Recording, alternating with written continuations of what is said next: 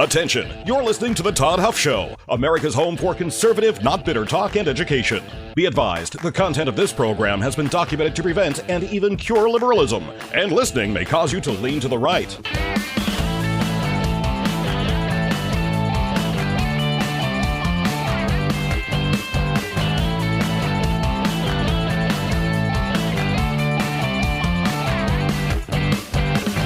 And now, coming to you from the Full Suite Wealth Studios, here's your conservative but not bitter host, Todd Huff. Well, my friends, they have succeeded in pushing Graham Platner out of the race for Senate in the state of Maine. I don't think that this is a bad thing or anything. I just don't want you to get the wrong idea and suddenly believe that the Democrat Party has developed virtue, because it certainly has not. This was politically expedient. They knew that he was unelectable. This actually, as I've pointed out before on this program, has a lot more in common with Biden's exit in 2024 than it does with anything else that resembles virtue. So we want to talk about that today. Also, want to talk about President Trump doing something that is very rare. He calls on the U.S. Supreme Court to reconsider their decision in the Birthright Citizenship case. So we'll talk about that as well. Welcome to the program, my friends. If you are a new listener, thank you for tuning in. I am the benevolent dictator here behind the microphone, Todd Huff. You can share your thoughts, questions, feedback, and always be sure to include the appropriate amount of adoration and praise. Kidding, but not exactly. You can text me 317-785-1030 or email Todd at toddhuffshow.com. Friends, let me ask you something. Would you rather take 2 soft gels a day or spend hours in your doctor's office talking about your high cholesterol? I know which one I would choose, and I actually kind of even like my doctor. Solti is an all-natural, clinically proven dietary supplement that lowers cholesterol. There are no prescriptions, no doctor's visits. Heck, this isn't even a drug, my friends. All you need are 2 soft gels a day. That's all it takes to take care of your heart health. So, your family needs you healthy. Your church needs you strong. This nation needs you engaged in the fight. My friend, Solti is a simple way to make sure that you're around for the long haul. Solti.com, S-O-L-T-E-A, Solti.com. Promo code Todd will save you 50%. That's right, my friends, 50%, and get you free shipping to boot. That's Solti.com, promo code Todd. So I adjust the... Hold on here for a second. There we go. Just the chair here that in the studio. All right, so that's what I want to. Well, I told you off the top what I want to get to. So let's get started here. I'm gonna go immediately to Graham Platner's social media post. Graham Platner takes to, I don't know. I see it on Instagram. I don't know where this thing was first released, but he grabs his phone. He sits out on the deck with some trees in the background. And he shares his reasoning. He makes an announcement that his campaign is suspended. So let's listen to what he has to say here. This is Graham Platner, the Democrat candidate for Senate in Maine. This is the same candidate, by the way, that the Democrat Party, had known was a problem for a long time. This is the same guy who had a Nazi tattoo on his chest for something like 17 years. This is the same Democrat candidate who had been alleged to have done other things previously, but I guess we just should have overlooked those allegations because the political affiliation of the first woman, or one of the women, did not, it was someone who voted for Trump, they believe, so you just dismiss those out of hand. Now you have one who is politically aligned. In fact, who said during her interview with Jake Tapper that she really wrestled with whether or not she should come out and tell the truth about what happened, her allegations anyway, about Graham Platner, because she agreed basically with his politics. So now they've decided that it is an untenable position to defend Graham Platner, and so he's out of the race. Here's what he had to say on his video post to social media. We believe that for the movement to continue, dramatic pause. It can't be made. Deep breath. And for that reason, stroking the mustache, we are suspending campaign operations. This is incredibly difficult because I know that some will think it's an admission of guilt, and it most certainly is not. We're not doing it because of the allegations. We're doing it because of the structures that are being taken away from us by those in power. And I also feel an immense amount of responsibility to everyone who has worked so hard to get us to where we are. This is Graham Platner. All right, so that's a clip of his video. Not admitting guilt. Listen, he's saying, I'm not acknowledging that I did anything wrong. I still deny the allegations. And listen, I got nothing in common with this guy politically. And I try to first be human. I know that might sound odd to people who tune into a political, conservative, cultural talk show, but I don't take any personal gratification or satisfaction in him just for this happening. It's unfortunate what's happened here, but my friends, this again was predictable. We have a long history of allegations. We have, of course, the Nazi tattoo. I don't know how you get past that. I find it incredibly ironic that I have a group of people out there roaming around the countryside.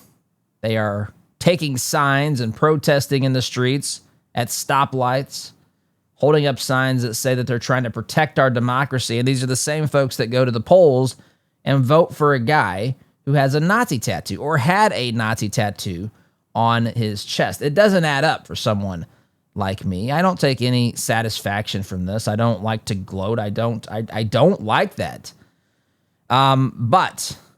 But he does say here that he was effectively forced out, right? The campaign structure, the people who would be helping to foot the bill in this race in Maine, which is, of course, probably going to be a close one, contentious and everything else. They've pulled the plug on this. And so he says they've made this decision. They, the people on the inside, have pulled the plug on this. And so he's out of the race here. So I do want to share. He did say, let me pull this up here. This is a headline from the National Pulse. This was before he actually dropped out, I believe. It says, Platner team claims Democrat establishment is working against them. I think there's no doubt about this. I've established this. We've talked about this a lot. There's a battle for control of both the Republican Party and the Democrat Party. The fight for the Republican Party is between conservatives and rhinos/moderates. The fight for control of the Democrat Party is the unhinged, insane, radical left and the liberal, more moderate wing of the party. In fact, I long for the days that our fights were just over liberals who had bleeding hearts instead of insanely radical and godless ideas. But Graham Platner is a leftist, and he says, look, the Democrat establishment is actively working against us. I'm going to read a bit from this. The Maine Democratic Party and Graham Platner's campaign are locked in a bitter dispute. Again, this was before his announcement that he was suspending his campaign. They're locked in a bitter dispute as allegations of rape and internal party maneuvers threaten the party's Senate race strategy. So, Graham Platner, the Democrats' U.S. Senate candidate in Maine, is under intense pressure to drop out of the race following allegations of rape and sexual misconduct, causing growing tensions within the Democratic Party. His campaign manager, Ben Chen, has accused the Democrat establishment of working behind closed doors to replace Platner as the nominee without consulting the party grassroots. This is exactly what happened, by the way. I said off the top, do not confuse the Democrats pushing Graham Platner out, which, by the way, is something that I think everybody can agree on. Just for the record, if left. The left needs to hear me say this. It's good for America not to have someone in the Senate who had a Nazi tattoo on his chest. It's good for someone who is a radical leftist to not be in a position of power in the U.S. Senate, the House of Representatives, heck, all the way down to dog catcher. We don't need these folks anywhere in our government, my friends. So we can agree on that, but we come to that decision through different paths. I come to that because I look at it and say, you come to this decision. You agree with that because you say these people are dangerous. Their ideas are bad. They don't revere the Constitution. They want to remake this country into something it was never intended to be. You reject this radical ideology. You're done with that. You don't want anything to do with that. You don't want this sort of thing within a country mile of anything, any institution, any legislative body, any executive branch, any courtroom. You don't want this anywhere, and you would be right for thinking those things, my friends. The Democrat Party is totally content, at least some of them, the radical left within the party, they're totally content with people like this holding office. It just becomes a little bit too much when you have to defend somebody constantly who's had a Nazi tattoo on his chest and who has been charged, or alleged, I should say, alleged to have committed sexual assault and rape. And so they look at this and say, we can't get this guy elected. So they pulled their resources. Their hands were largely tied because, again, he had already won the primary, so he's the candidate. The only way that he's not the candidate is if he drops out of the race. And so they just increase the pressure. And then a lot of stuff's happening behind closed doors. You know this. This resembles the Biden situation a lot in 2024. They told us, even in the days and weeks and hours, heck, some people, even the night of the debate when Biden debated Trump, some people came on television and told us that there is no way that this guy lost that debate. He was totally functional and totally reasonable and totally just within his own faculties and so forth. That's what they believed, or that's what they wanted you to believe anyway. The problem is, they also tried to rectify that line of thinking with the argument that they are trying to defend our democracy. It is not democratic at all, in the slightest, to meet behind closed doors and to decide without any input whatsoever from the people that you purport to represent, without any input, feedback, votes, debate at all, just to choose the candidate that you want to see replace Platner without any of their input. Now, Platner did the same thing, by the way. Platner said he wants to hand select his replacement. That does not appear to have happened. So there was a fight over who's going to be picking this person, but it isn't going to be people in the Democratic Party base, the people who are out there again at these protests holding signs telling us how they are trying to defend our democracy, as they say it.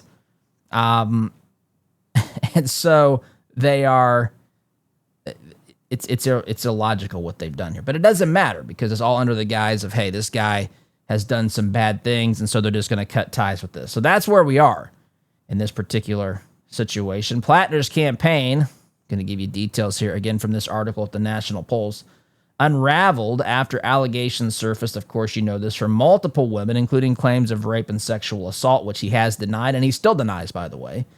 The Maine Democratic Party has criticized Platner's campaign for attempting to influence the process of selecting a replacement nominee. I wonder if the Maine Democratic Party has any words of criticism for their own approach to finding his replacement, because it does not involve the will of the people, the Democratic Party. While Platner's team has accused the state and national Democrats of sidelining his supporters, possible replacements include Maine State Senate President Troy Jackson and Maine Secretary of State Shenna Bellows, who previously attempted to remove President Donald Trump from ballots in 2024. So there you go. Just picture Troy Jackson as like Kamala Harris in this instance. Again, the similarities here are remarkable to me. You have a candidate who was obviously a problem with Graham Platner and with Joe Biden long before this process should have been finalized of selecting a candidate. They ignored it. They doubled down on defending these candidates. They acted like there was no problems. They acted like the Republicans were making these things up or whatever. And then once it became an untenable position, when it became too difficult to politically defend the person, they simply pulled the rug out. This is not because of virtue. This is not because they suddenly determined some values upon which they want to build and develop their party. This was for political expediency. Make no mistake about it, my friends. So that's where we stand with that. That's all I care to say about that today. I just wanted to share that with you since we've talked about that here on this program. You're welcome, by the way, to share your thoughts with me, whether you think it was a good move or not. You can always email Todd at toddhuffshow.com. If you're watching us on the Facebook live stream, which we're just testing, I don't know if this is going to be a long-term thing or not, you can comment below. And, of course, you can always text 317-785-1030. Friends, if you're curious about Kratom or you're just trying to figure out who you can trust, let me introduce you to Christopher's Organic Botanicals, family-run company. They offer natural, lab-tested Kratom. It's not the synthetic garbage that's given Kratom a bad name. Real Kratom is responsibly sourced. It's tested for purity, and that's what Christopher's is all about. They work directly with farmers in Indonesia. They follow the same traditions that have been trusted for generations. No gimmicks, no shortcuts, just clean, honest alternatives for people looking for a more natural way to support their health. You can start with their Kratom Starter Pack. Coupon code ToddHuff will save you 10% off your first purchase. Christopher'sOrganicBotanicals.com. That's Christopher'sOrganicBotanicals.com. Truth, tradition, transparency, my friends. Okay, I told you the other thing I wanted to talk about here off the top of the program today is Trump's latest announcement. This is at redstate.com. Written by Bob Hodge yesterday. Posted last night. Trump to the Supreme Court.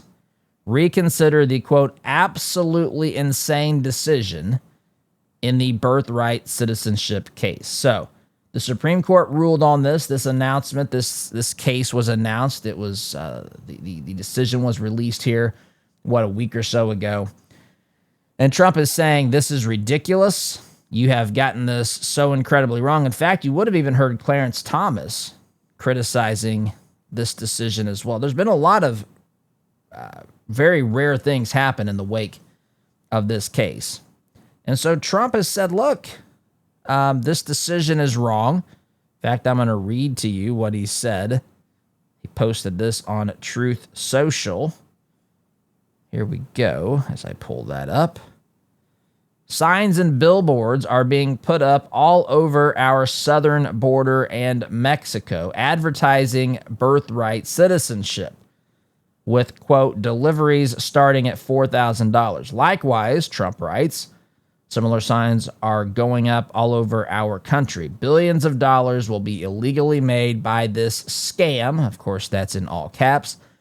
With citizenship going to anyone willing to pay. It will be by far the number one way of becoming a citizen. And then the entire family will be allowed to follow. Not sustainable.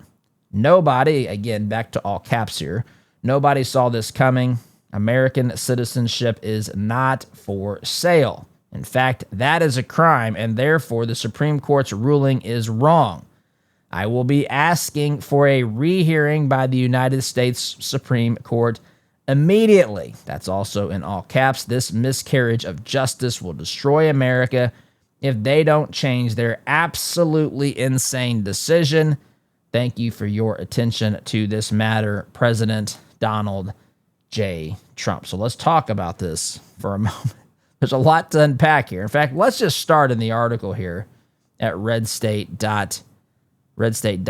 Here's what it says. You'd think Donald Trump would have enough on his plate, attending the NATO summit in Turkey and ordering a major surge in military strikes against the Islamic Republic of Iran, which continues to attack continues to attack commercial shipping in the Strait of Hormuz. But he also found time on Wednesday to say that he's going to ask the Supreme Court to do something exceedingly rare, revisit a settled case.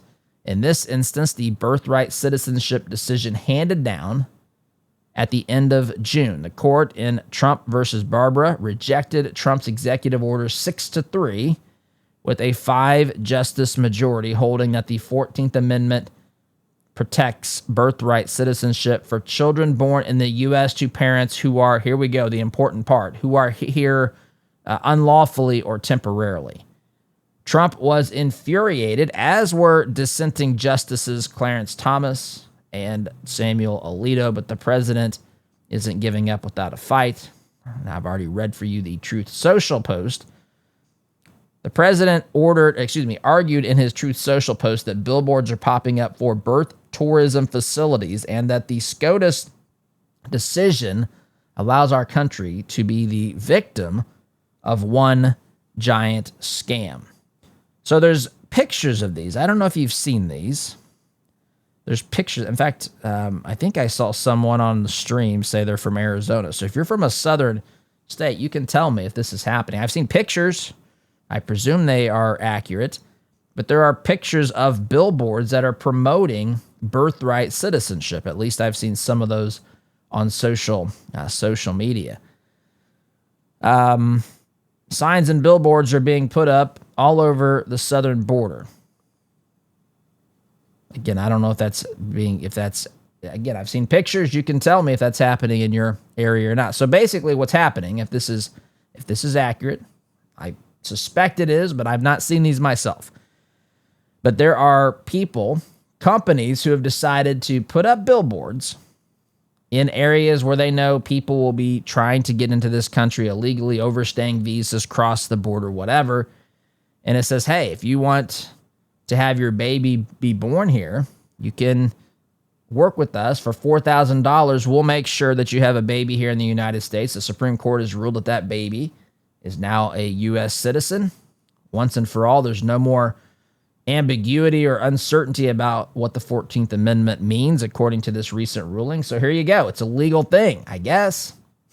So think about the mess this has created, my friends. And it's illogical on top of that. I've got to take a break here. I want to talk about some of the debate about the 14th Amendment when it was actually written. We're going to talk about that on the other side of the break, but I've got to take a time out. If you're watching on Facebook Live, I'm going to end this stream and start another. If you're listening on the radio or podcast, sit tight, my friends. Be back here in just a minute.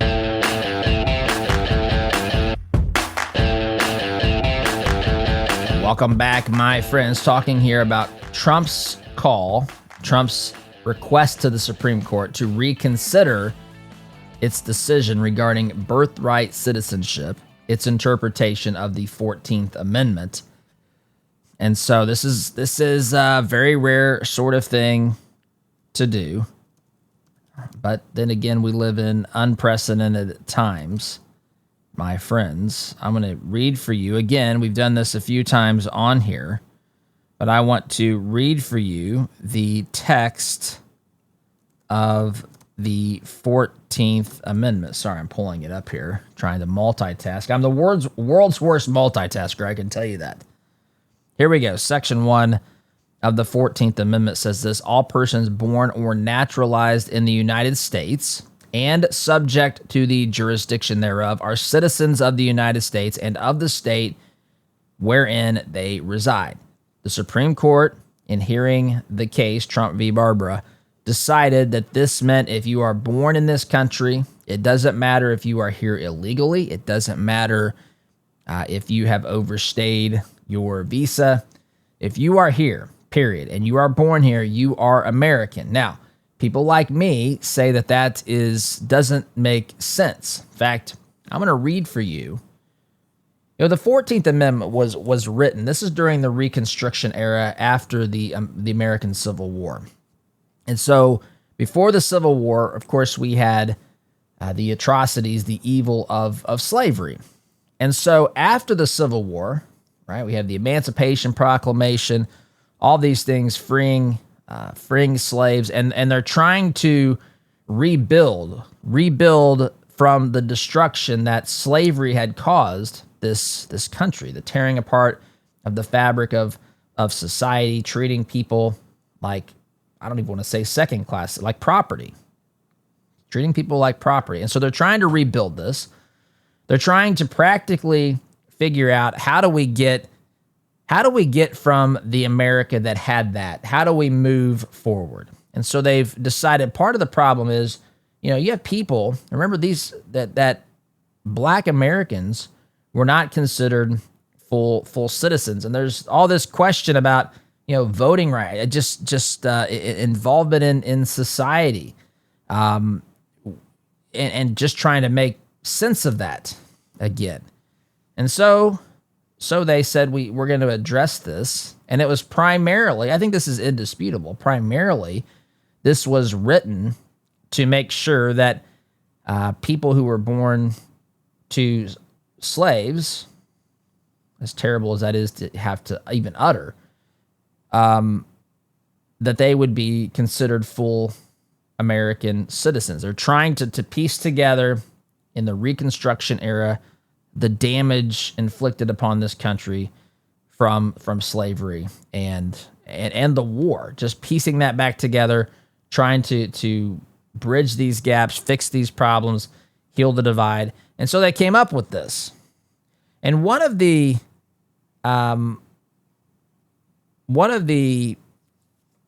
authors of the 14th Amendment, or at least one of the senators who was debating this on the floor, his name was Jacob Howard. He spoke this May 30th, 1866, as they were debating the 14th Amendment, because the 14th Amendment, again, wasn't put in the Bill of Rights. This was added to the Constitution by the folks in government after the Civil War.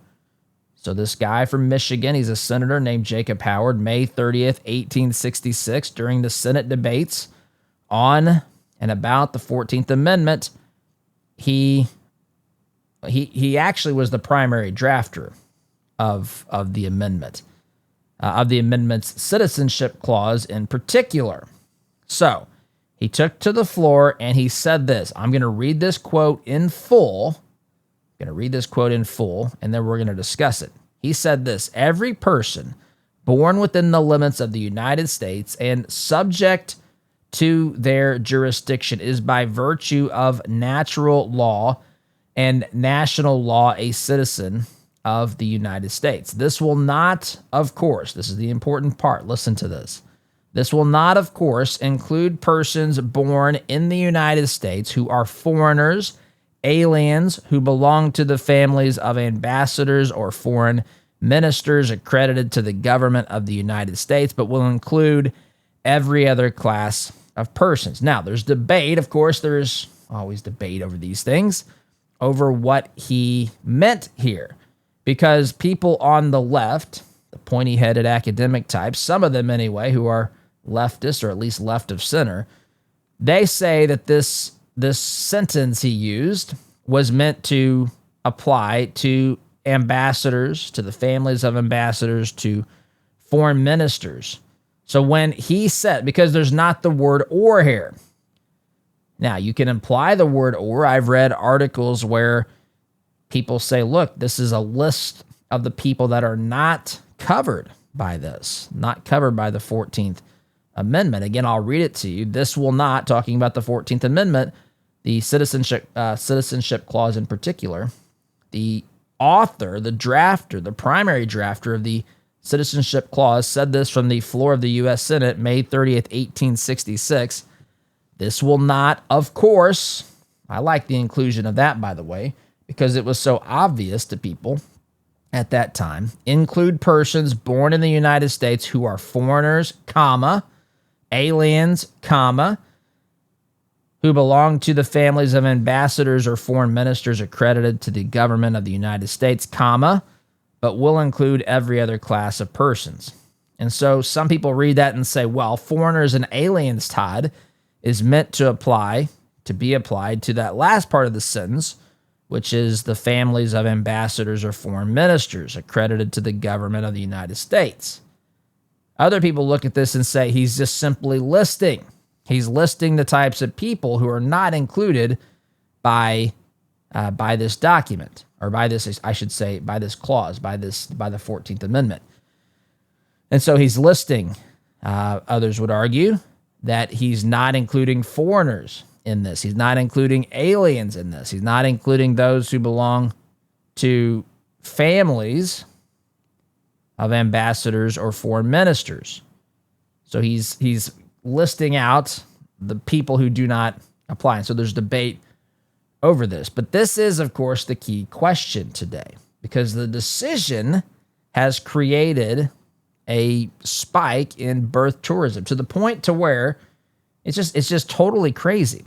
You now have people posting billboards, allegedly, along the southern border and even in other parts of the country that are saying, hey, pay us $4,000 and we'll make sure that your baby is born an American citizen. You cannot be, listen, you can be a person who believes the Supreme Court was right in this, in saying that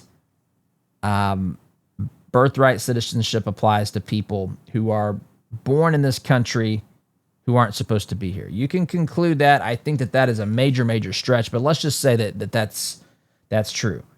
You cannot, my friend, with a straight face, look at me and say that this is totally acceptable. And let me tell you what I mean. So I did some research here and have thought about this a little bit. The Congress at the time, or this country at the time of the 14th Amendment, had effectively open borders. It wasn't the world that it is today. The United States wasn't the economic powerhouse that it is today.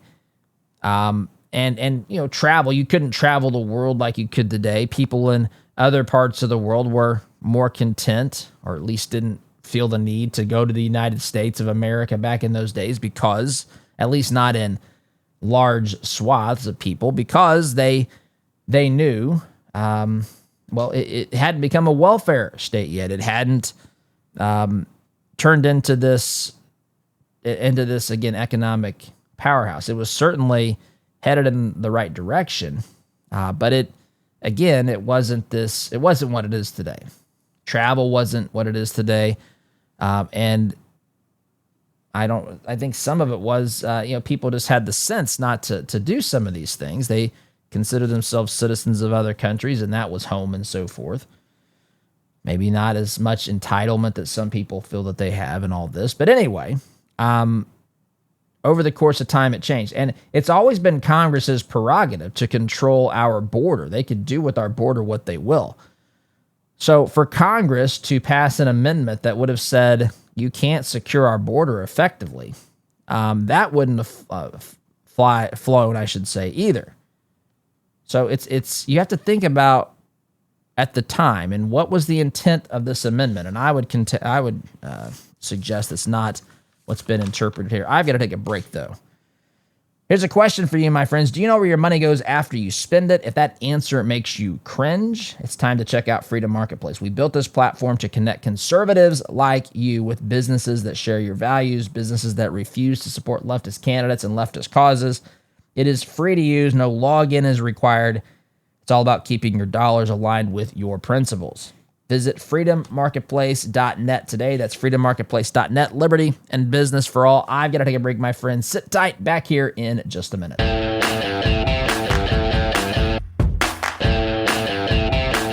Welcome back, my friends. Third final segment of the day. I should tell you that I'm going to be out here at least one day. I'm going to make sure I'm taking our youngest daughter she plays AAU basketball, and we don't travel a lot. Most of her games are here in our area, central Indiana, but we are traveling for a tournament in Cincinnati. We'll be actually leaving tonight. I'm going to try to pre-produce a program for you, answering some questions that I'd like to get to. But one of the days I'm going to have to play an encore episode because, well, I thought the tournament ended Sunday, but there are games apparently on Monday that I just found out about. So anyway, that's what's going on here on my side. Friends, maybe you've reached that stage where managing your money feels like juggling more than just numbers. There's tax planning, estate work, investment choices, a whole lot more. That's when Family Office Services can really make a difference. Full Suite Wealth brings all those pieces together into one cohesive strategy. Their Family Office Services give you access to a coordinated team with advanced options, strategies, private equity, private credit, legal expertise, all those things, my friends, under one roof. It's about simplifying your financial life, planning for the future, and making sure your legacy stays strong for generations to come. If you're ready for that next level of support, head on over to fullsuitewealth.com. That's fullsuitewealth.com. Build your legacy, secure your future. Look, I just want to ask you. So I kind of set the stage about what it looked like in this country. The Reconstruction period, the 14th Amendment was being crafted in the wake of slavery. America was trying to rebuild itself, learn from the errors of its ways, and improve society. Make sure that they finally lived up to the vision, to the belief that all men, all people were created equal, because they hadn't been doing that when it came to slavery. Obviously, a reprehensible evil was chattel slavery. So they created the 14th Amendment. And as I said before, at the time, the border was effectively open, but the world was different. America was not a welfare state, meaning there weren't all these programs and dollars that were given to people for whatever sorts of causes or reasons. Travel wasn't what it was. People weren't migrating and traveling, leaving their countries in the ways that they are today. Socialism hadn't really taken hold of certain places and destroyed it like it has today, making people want to leave those places, driving them to this country. I understand, by the way, why people would want to come here. Have no doubt about why people would want to come here. The left, on the other hand, the way they describe this country, I don't know why anybody would want to come to the left's America, or at least how they describe it. But I understand why people want to come here. But the people who wrote the 14th Amendment knew that Congress had the authority to do what they wanted to do with our borders. And explain it to me why it would make sense, which is what we have today. It's still against the law to cross into this country illegally, but it's totally within the law, if you're in the country illegally, to have a baby and then that child be a U.S. citizen. These are incompatible ideas. So you could literally, because of the Supreme Court ruling, you can literally promote a business that's in the birth tourism industry. Do you think that that's really what the framers of this 14th Amendment wanted? To where you could pay a business to help you break the law, so that then when you broke the law, if you got here and successfully had your child could then suddenly and instantaneously and miraculously become an American citizen. There's something at the core of this that is completely devoid of common sense. It is completely inexplicable and indefensible. And you can be a person who says, I understand the value of birthright citizenship, but if you're breaking the law to reach that conclusion, to accomplish that, to reach those ends, then you're doing something fundamentally wrong. So now we've got a conflict where we literally have billboards up, according to reports, that are saying, hey, pay us $4,000. We'll show you how to break the law in the United States. I mean, is there any other way? Is there another thing that you could put on a billboard that says, hey, we're going to show you how to break federal law? Because that's what's happening, according to reports. Come into this country, pay us $4,000, we'll let you have your baby. Then suddenly your child will be an American citizen. There's just something about that. Tell me it doesn't. Tell me that doesn't offend your sensibilities. Tell me that that's a logical conclusion. Those things are incompatible. Congress has the absolute authority over our borders.